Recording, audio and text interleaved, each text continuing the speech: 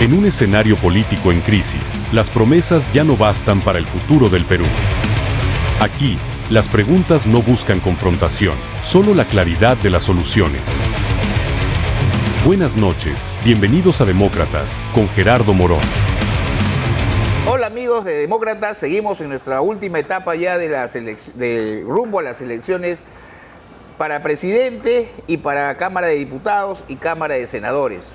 Últimos tiempos, últimos espacios para la política, en publicidad específicamente, con candidatos para que puedan exponer sus ideas, confrontar ideas, enfrentar ideas, porque de eso se trata, que ustedes tomen una decisión coherente, sólida, pensamiento crítico, estimados amigos, criterio, análisis. No hagan un voto emocional, no hagan un voto por impulso o por rechazo, hagan un voto consciente, porque de ello va a ser el destino de los próximos años, de estos 5 años de la administración que entre, de nuestros recursos, de nuestra forma de ver el sector público. El Estado es la mayor corporación de servicios de un país, en salud, educación, transporte, vivienda, lo que ustedes deseen.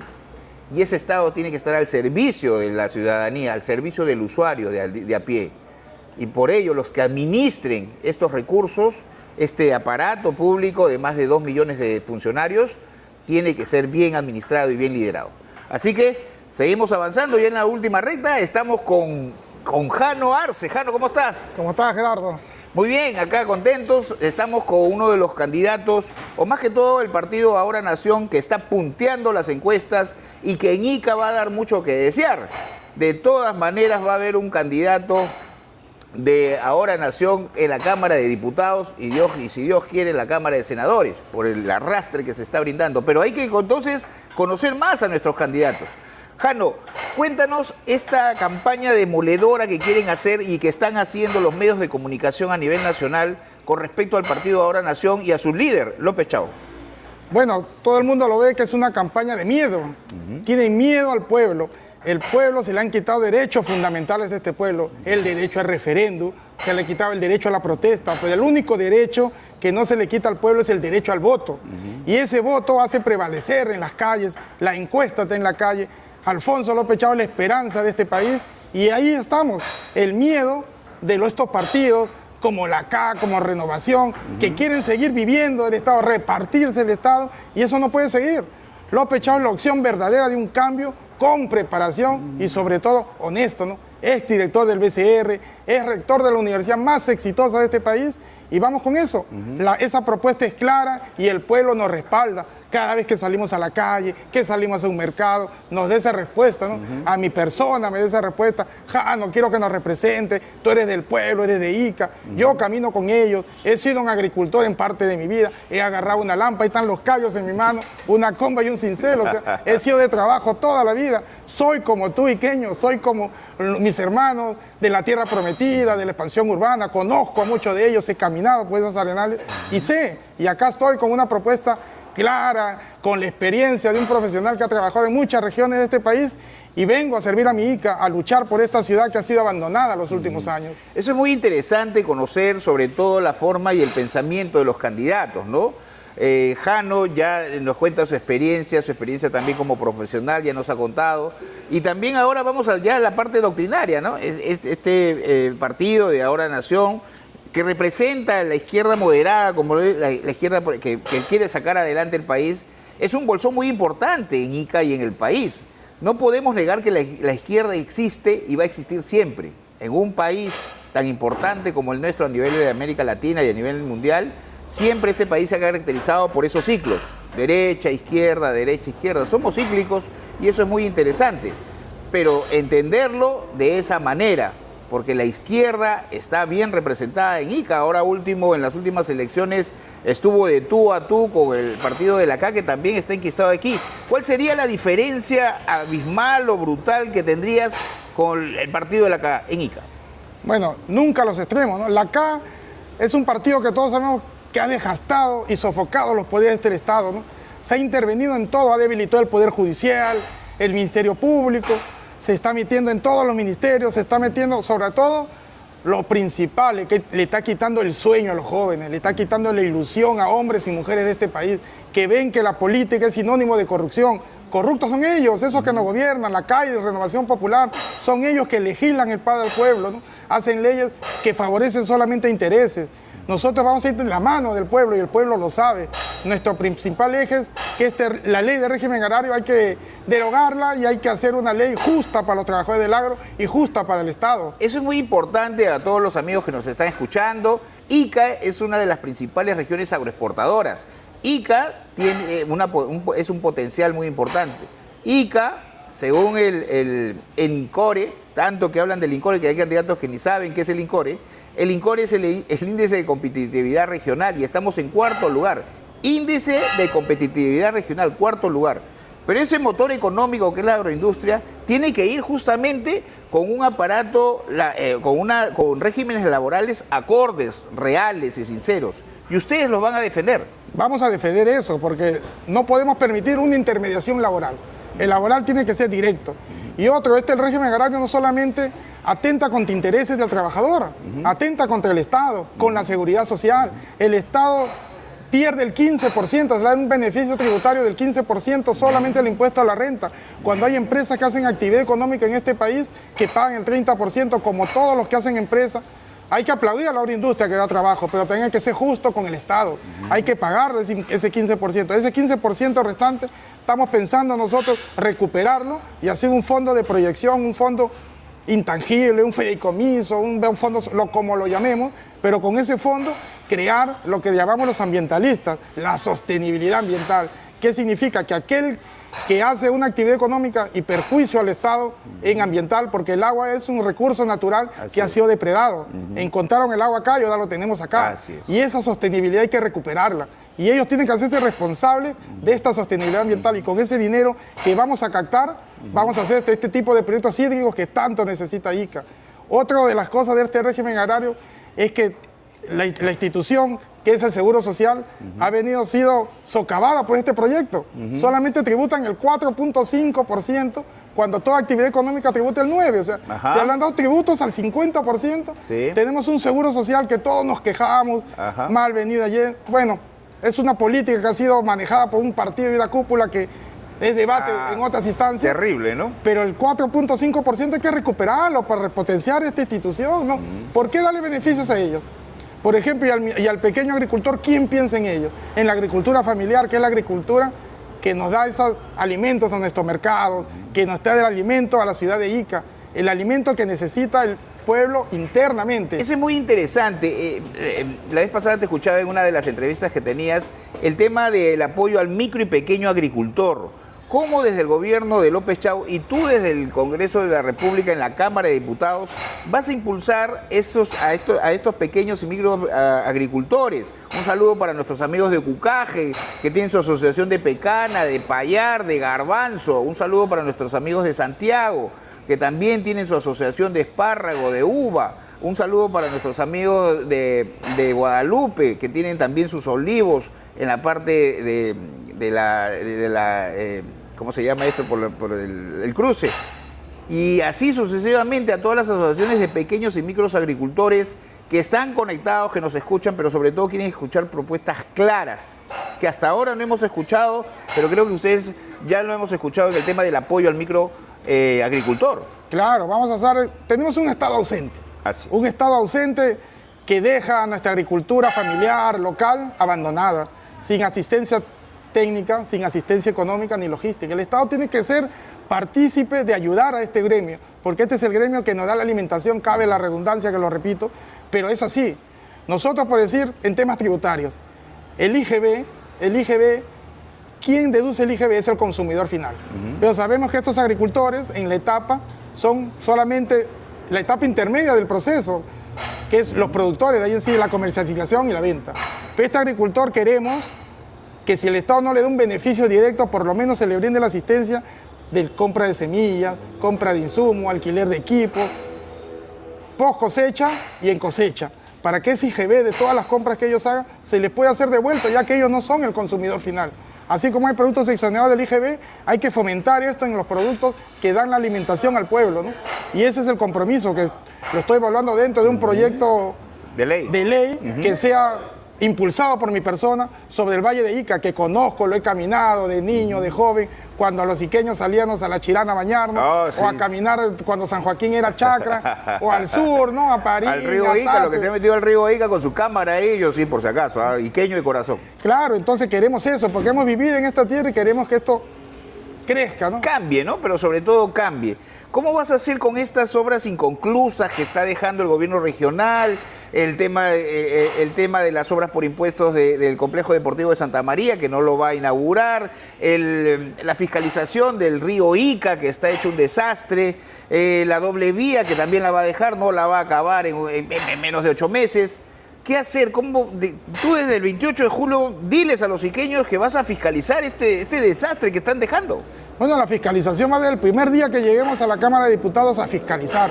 Los tiempos y los plazos se cumplen. En Ica nunca se cumplen los plazos en obras, en proyectos. No sé por qué el gobierno regional, por qué no fiscaliza, pero nosotros vamos a fiscalizar que los contratos se cumplan, lo que esté escrito. Nosotros no vamos más allá de la ilegalidad. Legales. Si firman un contrato por 8, por 12 meses, por 16 meses, que se cumpla en ese plazo. Las ampliaciones de plazo existen, porque hay cosas eventuales que se ven, ¿no? Depende, en el río Ica, avenidas de agua, o lluvias, o encuentran de repente dentro del terreno un material que no estaba tipificado en los estudios de suelo. Son ampliaciones de plazo dadas, ¿no? O movimiento de algunos postes, algo que en el proyecto no lo contempló, pero no puede involucrar casi el doble de plazo. Terrible, ¿no? Es terrible. Es una situación que realmente los iqueños estamos hastiados. Los iqueños, lejos de nuestra pasividad en el tema político, porque somos apolíticos en la mayoría, no salimos a reclamar por qué esa doble vía no se acaba, por qué está sobrevalorada, por qué los complejos deportivos de San Isidro y Santa María no se avanzan a la velocidad que se debe avanzar, por qué ese río Ica hasta ahora, ya casi 8 años, y no se ha terminado. ¿Qué está pasando, no? Creo que necesitamos una fuerza muy potente dentro del legislativo para que presione al Ejecutivo y también al gobierno regional que entre, porque también ya se va en noviembre, en octubre se van, para que podamos realmente tener una gestión pública eficiente, ¿no? Claro, la fiscalización y todo nace de la voluntad política. No tenemos políticos con voluntad, ¿no? Tenemos partidos que nos gobiernan. En este caso es Renovación Popular en el Gore Ica, que no tiene voluntad política, o sea, simplemente este año lo han dejado abandonado, ¿no? Vemos, no hay necesidad ni de describirlo, la gente lo ve cada día. El complejo, como tú dices, el complejo de San Isidro IPD, abandonado. ¿Cuántos jóvenes quieren hacer deporte y lo tienen cerrado? El complejo de Santa María, ¿cuándo lo van a acabar? Es una incertidumbre porque sabemos cuándo empieza, pero no sabemos cuándo va a acabar. Igual la doble vía de Huacachina, ¿no? Empezó, yo sé, un eje de desarrollo turístico, todo, pero hay que avanzar rápido. O sea, ¿por qué no trabajan a doble turno? No, como hacen en Lima, los proyectos en Lima tú ves y en otras regiones avanzan. No, pero acá todos los plazos, pero... Terrible, ¿no? Terrible. Muy bien, hablamos de la guerra sucia contra Ahora Nación y su presidente, ya ha deslindado la situación. Hablamos de la representación, que vas a trabajar muy fuerte con el tema de los trabajadores de la agroindustria, ojo ahí. Vamos a hablar después de la pausa sobre los sindicatos. También ha hablado sobre la fiscalización, que es fundamental en Ica. Ahora más que nunca en este cambio generacional y en este cambio de autoridades necesitamos realmente poner a trabajar el aparato del Estado hacia todos los iqueños. Después de la pausa tocamos los temas importantes: corrupción e inseguridad. ¿Qué hace Ahora Nación? ¿Qué va a hacer Jano Arce con respecto a estos dos temas tan importantes y tan candentes? Volvemos.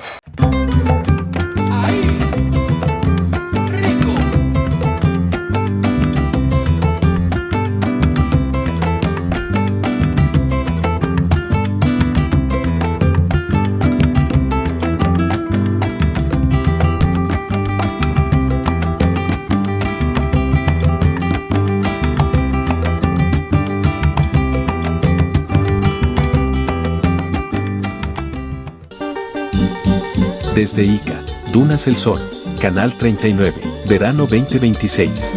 Bucaque es un distrito muy pequeño que recuerdo cuando llegué ahí, nos dejaron el municipio sin ni un papel ni un lapicero, nada. Empezamos de cero y de Bucaque solamente recibía 400.000 soles al año y nosotros hacíamos obras por 40 millones al año. O sea, todas las obras las obteníamos por gestión. O sea, ¿qué hacíamos nosotros? Hacíamos expedientes técnicos y tocábamos todas las puertas. ¿Por qué Víctor Gala escoge el partido Integridad Democrática? Te voy a hacer un recuento que tú sabes que Unidos por la Región, cuyo símbolo es la L, prácticamente yo era el accionista principal, en donde teníamos como presidente a nuestro amigo, que en paz descanse, Gastón Medina. Gastón Medina, representante de la L. Sí nos acordamos hace décadas atrás. Entonces participamos en las últimas elecciones municipales del año 19. Sacamos muchos municipios en Chincha, sacamos casi todo. Con el finado, nuestro amigo Gastón Medina, se hizo los cambios al Movimiento Unidos por la Región. Me tocó a mí ocupar el cargo de presidente regional. Y me aprestaba a participar en el 22. Cuando voy al jurado, me convoca el jurado, me dice que no puedo participar porque debía 1 millón de soles de multa. ¿Qué? ¿Por qué? Todos los candidatos del movimiento de Unidos por la Región ¿Ya? no habían hecho sus declaraciones de gasto de campaña.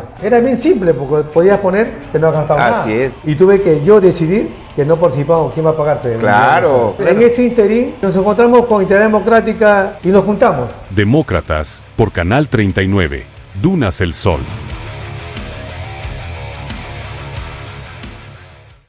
En un escenario político en crisis, las promesas ya no bastan para el futuro del Perú. En estas elecciones marcadas por la polarización, buscamos la verdad entre ataques y discursos, los hechos sobre la mesa y los protagonistas cara a cara. Demócratas con Gerardo Morón. Muy bien, volvemos a nuestro programa. Estamos con Jano Arce, candidato con el número 1 por el partido Ahora Nación. Sí, el de los casquitos que estamos viendo ahora. Ahí está. El 1. El 1. Estamos muy contentos de tenerlo acá en el SEDA a Jano. Es un partido que va a pelear indudablemente no solamente puestos en la Cámara de Diputados, sino también en la Cámara de Senadores. Y quién sabe, todo pasa en este país, pueda llegar a ser presidente, eso lo veremos si pasa a segunda vuelta. Pero ahí está en el bolo y eso es muy importante. ¿Por qué? Quiero que conozcan, más lento, ¿por qué? Porque quiero que conozcan a los candidatos potenciales que pueden representar a nuestra querida y hermosa región, desde Chincha hasta Marcona.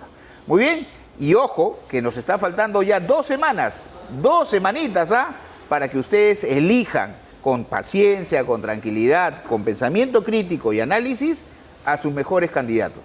Acá no inducimos a que escojan o a decirles voten por tal. Les damos el abanico de candidatos potentes y fuertes y de partidos que van a pelearla para que ustedes escojan con tranquilidad. No vamos a entrevistar a los 39 partidos políticos porque ya se habrán dado cuenta y en los debates nacionales se han dado cuenta que hay partidos que están de relleno, candidatos y líderes a la presidencia que realmente no cumplen las expectativas para nada de lo que debería ser un candidato a la presidencia de la República y más aún asumir la más alta investidura de un país. Así que vamos colando y nos vamos quedando con los 9 primeros candidatos que posiblemente sea la representación nacional en la Cámara de Diputados y en la Cámara de Senadores. Así que estamos con Jano Arce de Ahora Nación. Y Ahora Nación tiene una propuesta interesante que vamos a escuchar de Jano sobre uno de los dos. Uno es inseguridad ciudadana y el otro es corrupción. Cerramos con corrupción, Jano, pero inseguridad ciudadana. Siguen matando choferes, siguen habiendo crimen organizado, sigue habiendo sicariato. ¿Qué hacer, Jano? Bueno, la corrupción es preocupante en este país. Justo hace unos días vi la entrevista de un canal a una niña que estaba entrando al colegio y le decían, ¿cuál es tu sueño? Mi sueño es que mi papá maneje un bus que llegue a mi casa vivo. Ese era el sueño de una niña. Vivimos con ese tal temor que el sueño de una niña no puede ser que su padre llegue, regrese vivo a su casa. El sueño de una niña tiene que ser su progreso de ella, porque su papá es el sostén de su familia. Pero ese es el temor de muchas familias en este país. Tenemos una inseguridad que nadie hace nada. Un presidente que iba a penales de noche, oscuro, con una gorrita, sí, y después se reunía con unos empresarios con gorritas. Chinos, ¿no? Oculto, o sea, ¿qué hizo? Se gastan millones en temas de las famosas toques de queda, estados de emergencia, que ninguna solución han dado. Es práctico, o sea, vivimos en el siglo XXI donde la tecnología es lo principal. Hay cámara de interceptación de teléfonos, hay cámara de reconocimiento facial. ¿Por qué no hacemos eso en diferentes sitios? ¿Cómo es posible que los penales sean adoctrinamiento para estos delincuentes? Todas las llamadas de extorsión salen y tú lo dices. Lo dice la prensa, lo dice ¿y qué hacen por eso? No, y eso es verdad, y un paréntesis, yo he tenido un amigo empresario que ha recibido llamadas de extorsión del penal. del penal acá de Cachiche. Tú dices, ¿qué? ¿Cómo? Pero si está bloqueada la señal. ¡Mentira! Ese es el sistema que nos está llevando este país. Pero aparte de eso, todo es voluntad política. Y lo peor de todo es que este gobierno ha dado leyes pro crimen, que por blindarse ellos, como políticos que son, emerge de esta delincuencia, han dado, las escuchas han sido limitadas. Para escudarse, ¿no? Para escudarse. O sea, ¿tú crees que en qué estas famosas leyes pro crimen, en qué contribuyen a frenar la delincuencia? Limitando al Poder Judicial, limitando al Poder Público, limitando las intervenciones o el delito de fragancia. Ahora, para detener a alguien tiene que ser en fragancia. Si tú no lo encuentras robando, no lo encuentras asaltándote, no lo puedes. Al otro día ya no es fragancia, ya no lo puedes detener. Y tienes que tocarle la puerta para intervenir. O sea, esas leyes debilitan el sistema de justicia. Para blindarse ellos, ¿qué es lo que ha pasado? Que han blindado a delincuentes. Entonces, lo primero que hay que hacer es derogar esas leyes pro crimen y fortalecer a la Policía Nacional. La Policía Nacional hay muchos elementos buenos, pero cuando la cabeza no funciona, nada funciona. El sistema de inteligencia hay que mejorarlo. Ya lo dijo el plan de gobierno del país y nosotros lo proponemos. Yo, como candidato a diputado y diputado por Ica, propondré que el sistema de inteligencia sea lo primero que se debe repotenciar en la policía. Buenos elementos. A la policía se le están dando facultades de investigación que no lo pidieron. Así es. ¿Por qué lo hace eso esta mafia? Para protegerse, porque sabe que la policía a veces no tiene los recursos para hacer esta investigación que la tiene que hacer el Ministerio Público, porque es el organigrama de funciones. Pero le han quitado al Ministerio Público para acá a la policía, porque la policía no tiene los recursos y no tiene el aparato logístico para hacer estas investigaciones y para que los delitos prescriban. Hay un delito de prescripción de delitos de corrupción, porque ellos están evitando que los delitos se conjuguen, lleven a una investigación, Ministerio Público y llegue a un proceso judicial. Entonces, lo mando a la policía para que se dilate el tiempo y los delitos prescriban. Terrible, ¿no? Incautación de bienes, no pueden incautársele los bienes. Entonces, hay que derogar estas leyes pro crimen para que el delincuente se sienta protegido. Así que nadie lo protege, porque aparentemente el Estado está protegiendo al delincuente. Sí. No, ha hecho leyes para proteger a un delincuente. Y sobre todo salvaguardar los derechos y pelear por los derechos de los policías que enfrentan. Justamente la policía es la primera línea de defensa de nosotros. Y si el policía no está bien escudado legalmente, la situación no avanza, porque no puede usar arma en una situación compleja, no puede hacer intervenciones porque tiene que venir el fiscal con lo que tú dices. O sea, lo han limitado. Y nuestra Policía Nacional, que gracias a Dios no todos son corruptos, porque sí hay corrupción y hay que aceptarlo, y tiene que haber una limpia, tiene que haber una poda en la Policía Nacional, porque sí he escuchado varias propuestas que hay comandantes que van y le dicen, oye ya, anda, vaya usted a traerme 30.000 soles, así, y usted vea de dónde saca, y van los policías, y ¿qué es lo que pueden hacer? Cobrar cupos por aquí y por allá, porque ustedes creen que no saben dónde están los delincuentes. ¿Ustedes creen que la Policía Nacional no sabe dónde están los focos de delincuencia o los puntos rojos? ¿Ustedes creen que no hay un mapa de riesgo en cada departamento? ¿Por qué no se utiliza? ¿Por qué no se interviene? Y ahí viene el gran reto de ustedes como representantes de todos nosotros en defender esa situación, de esos cambios que deben haber institucionalmente en la Policía Nacional y hasta en los militares, ¿no? Necesitamos una policía militar mucho más activa. Claro, necesitamos las reformas estructurales. La gran mayoría de policías son gente honrada, gente que quiere que este país siga adelante, pero a veces las cabezas no lo dirigen a ese incentivo, no lo dirigen al objetivo principal por el cual un policía se formó. Muchos de ellos enfrentan su vida, son asesinados en la calle. Tenemos un Estado ausente y unos jefes de la policía que no dan ese soporte al policía que necesita, porque es el que da el pecho, como lo dices tú, y a este policía hay que protegerlo, y hay que darle herramientas, hay que darle tecnología, y ellos son capaces de contrarrestar esta delincuencia que se vive.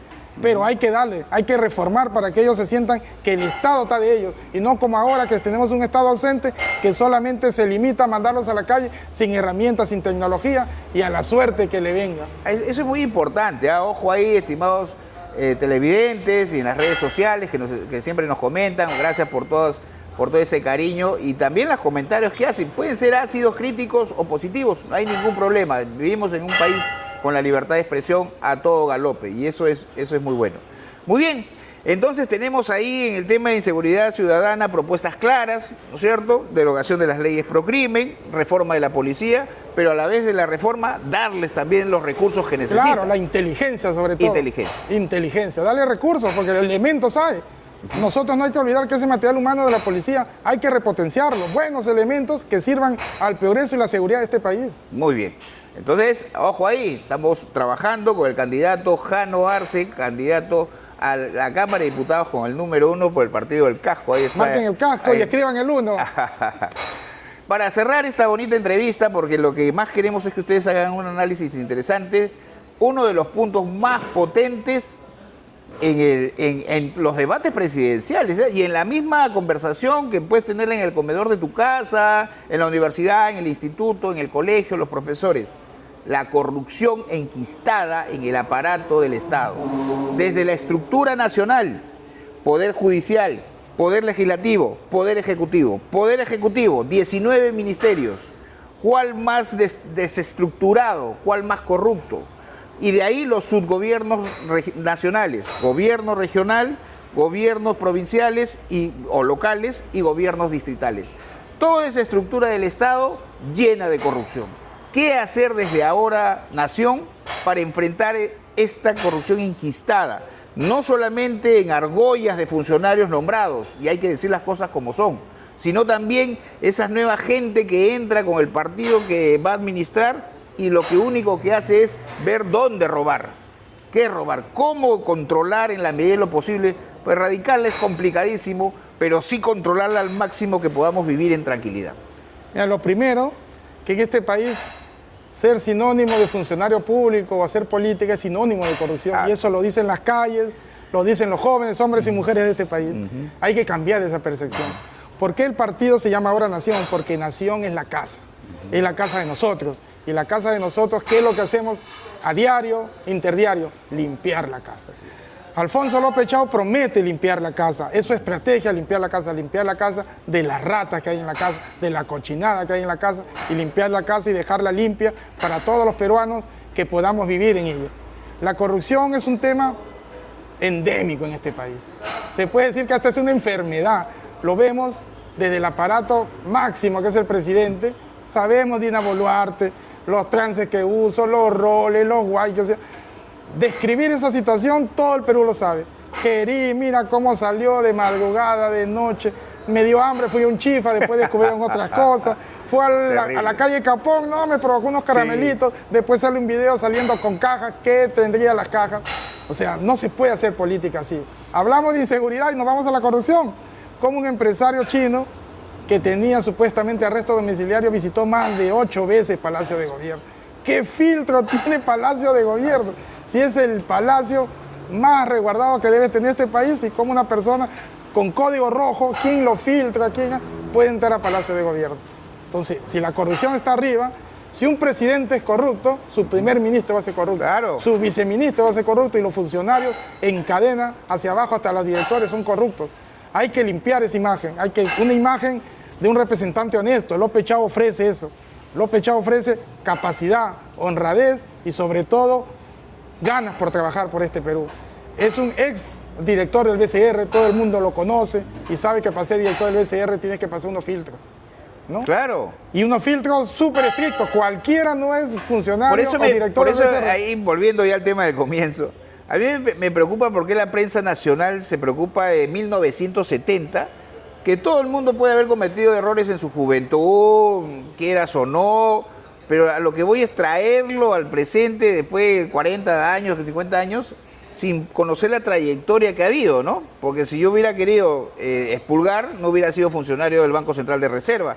En la universidad creo que también me hubieran dicho, oye, esa es una cosa, tú no tienes la catadura moral, porque es un tema más que todo moral, ¿ah? Es un tema ético y moral. Es rector de la universidad más prestigiosa de este país. ¿Y por qué en las elecciones internas de la universidad, de la UNI, y ahí sería interesante ver por qué no sacaron esto? O sea, y ahora lo sacan. Es que el tema, si tú vas a la fuente, que es el Poder Judicial, el Ministerio Público, Policía Nacional, pide los antecedentes, ¿no? De Alfonso López Chao, no tiene, es nulo. Ahora te comento lo del 70, que es una hipótesis, una falacia que está manejándose. Es cierto, él fue detenido, pero como él no fue el único. Fueron más de 200 estudiantes detenidos en diferentes circunstancias y como tú sabes, el derecho constitucional de una persona es la protesta. Pero para detenerte tienen que darte un delito para que el cual te detengan, ¿no? Y a muchos jóvenes se les dijo, no, ustedes han hecho robo y se lo detuvo. Nunca hubo quien lo denunció, no hubo persona que siga el proceso. Fueron detenidos arbitrariamente más de 200 personas y una de ellas fue él. Pero fue un joven universitario quien ejerció la protesta, no estuvo, acabó la protesta y fueron detenidos, como él lo cuenta, compartiendo con unos amigos unas aguas, y así fue y los detuvieron. Un tema de catadura, más que todo es un tema ético que se podría... Pero él lo cuenta, él en ningún momento lo ha negado, él cuenta a lo que voy es cómo que lo detuvieron. Se trata de utilizar esto para impulsar una guerra sucia, ¿no? Claro, y después fueron amnistiados, y tú sabes que la amnistía se da porque vulneran los derechos fundamentales de la persona, que son los derechos humanos, y todas estas 200 personas fueron amnistiadas, más de 200, amnistiadas bajo el principio básico, que fueron detenidas injustamente, que fueron detenidas arbitrariamente, y no hubo un proceso que se les diga, ahora la gente dice, asaltó un banco, ¿dónde está ese documento? Todos son cosas falsas. Él cuenta su verdad porque es una persona técnica, ¿verdad? Y ha contado su verdad y esa es la verdad, o sea, ¿dónde está el documento? Atribuyen un documento apócrifo que sale con sello del INPE, cuando el INPE fue creado después del 86, o sea, no existía en el 70 el INPE. Hay un tema interesante acá, tú eres ingeniero. Biólogo soy. Biólogo. Pero tú y yo, bueno, yo soy economista, pero la UNI es una de las mejores universidades del país, ¿no? Y López Chao lo ha liderado. ¿Qué es lo que tú admiras de López Chao? López Chao lo que admiro es la capacidad que tiene. Es un hombre que cuando tú lo miras y conversas con él te da confianza. Sabes que es un hombre con la capacidad suficiente para hacer responsable de dirigir este país. Y necesitamos esas personas, porque he escuchado a muchos políticos, de muchos candidatos de los que están, y no hacen nada. A Rafael López Aliaga le preguntan qué opina usted sobre el cambio climático. Habla de gestión de desastres. O sea, en un debate público no responde lo que le preguntan.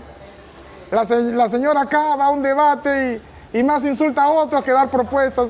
Habla sobre temas de cómo combatir la corrupción, la delincuencia, y ellos han dado leyes para prevalecer. O sea, es incoherente lo que dice con lo que hace. Muy interesante, Jano Arce. ¿Por qué? Porque uno sigue ideales. En la política, estimados amigos, uno sigue ideales, doctrinas, pensamientos, pero por encima de eso, líderes. Y eso hay que tenerlo claro. El Perú es un país de caudillos, de líderes potentes. Y en estos debates de 39 personas no hemos visto mucho de esas características y creo que López está en ese pequeño porcentaje de liderar, ser líder verdadero, no líder de un grupete o de un espacio pequeño, sino un líder verdadero de ese centro izquierda moderado, potente, que en Ica y en el Perú existe y va a ir a votar.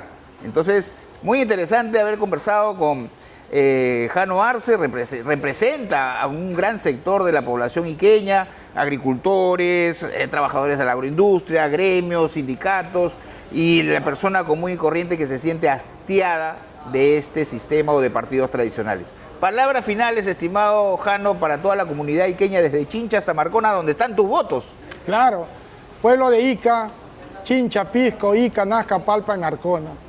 Hoy pido que este 12 de abril marquen los 12 cascos. Los 12 cascos, el casco es trabajo. Los 5 cascos. 5 cascos. El casco es seguridad. Y vamos a dar seguridad y trabajo a este país. 5 cascos para decirle chao a la corrupción, chao al miedo, chao a la corrupción y a la impunidad en este país. Nosotros queremos salir adelante. Marquen los 5 cascos, porque López Chao tiene que ser presidente del Perú. Un hombre honesto, capacitado para dirigir este país. Y en Ica, en la 4ª columna de diputados, escriban el número 1 por su amigo Jano Arce, que va a luchar por esta región, por la agricultura, la salud y educación de mi pueblo. Muy bien, Jano, gracias por estar con nosotros en un programa más de Demócratas. Como ustedes ven, la ventana de este programa está abierta para los candidatos que están peleando las elecciones y a los que no tienen representantes en Ica, bueno, que vengan los candidatos a la presidencia acá, porque los hemos entrevistado a muchos de ellos. Este programa está abierto para todos ustedes. Desde Demócratas, que estamos los lunes, miércoles y viernes en Canal 39. Y si quieren escuchar y ver las entrevistas, estamos en Dunas El Sol en las redes sociales, Facebook, TikTok, y ahí pueden encontrarnos y hacer sus comentarios con toda la confianza del mundo. Entonces, cerramos el programa con mucha alegría, con mucho entusiasmo, porque las elecciones son eso, entusiasmo y alegría por un Perú mejor y porque nuestras autoridades, lo que administran nuestros recursos, sean y estén al nivel que queramos, todos nosotros, ustedes y nosotros. Gracias, nos vemos en el próximo programa de Demócratas. Chao, Ica. Gracias, Jano. Éxitos. En un escenario político en crisis, las promesas ya no bastan para el futuro del Perú. En estas elecciones marcadas por la polarización, buscamos la verdad entre ataques y discursos, los hechos sobre la mesa y los protagonistas cara a cara. Demócratas con Gerardo Morón. Bucaque es un distrito muy pequeño que recuerdo cuando llegué ahí, nos dejaron el municipio sin ni un papel ni un lapicero, nada. Empezamos de cero y de Bucaque solamente recibía 400.000 soles al año. Y nosotros hacíamos obras por 40 millones al año. O sea, todas las obras las obteníamos por gestión. O sea, ¿qué hacíamos nosotros? Hacíamos expedientes técnicos y tocábamos todas las puertas. ¿Por qué Víctor Gale escoge el partido Integridad Democrática? Te voy a hacer un recuento que tú sabes que Unidos por la Región, cuyo símbolo es la L, prácticamente yo era el accionista principal, en donde teníamos como presidente a nuestro amigo, que en paz descanse, Gastón Medina. Gastón Medina, representante de la L. Sí nos acordamos hace décadas atrás. Entonces participamos en las últimas elecciones municipales del año 19. Sacamos muchos municipios, en Chincha sacamos casi todo. Con el finado, nuestro amigo Gastón Medina, se hizo los cambios al Movimiento Unidos por la Región. Me tocó a mí ocupar el cargo de presidente regional. Y me aprestaba a participar en el 22. Cuando voy al jurado, me convoca el jurado, me dice que no puedo participar porque debía 1 millón de soles de multa. ¿Qué? ¿Por qué? Todos los candidatos del movimiento de Unidos por la Región no habían hecho sus declaraciones de gasto de campaña. Era bien simple porque podías poner que no has gastado nada. Así es. Y tuve que yo decidir que no participamos. ¿Quién va a pagar? Claro. En ese interín nos encontramos con Integridad Democrática y nos juntamos. Demócratas por Canal 39. Dunas El Sol.